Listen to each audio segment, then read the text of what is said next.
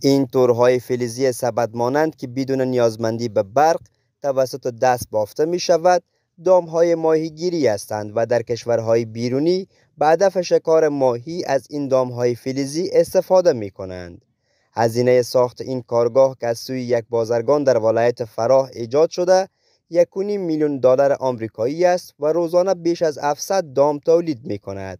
به گفته مسئولان این دامها به کشورهای ایران، پاکستان، عمان، قطر و امارات متحده عربی صادر می شود. خواهیم انشاءالله که تمام مدت خپل کارګر راواړوم نو تر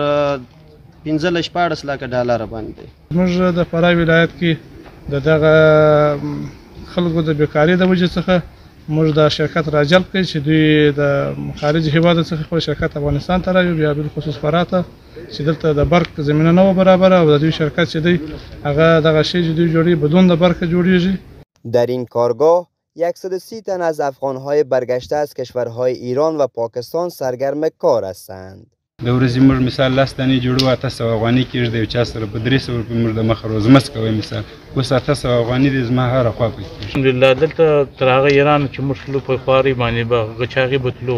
نو سودان سنتیا مو برابر سودلی په خپل کور کې خپل اولادو سره د لیکار. بر بنیاد معلومات ریاست صنعت و تجارت فراه این کارگاه از 3 ماه به این سو فعالیت خود را در مرکز این ولایت آغاز کرده و قرار است در 6 ماه آینده آمار کارگران این کارگاه دست کم به 1000 تن افزایش یابد.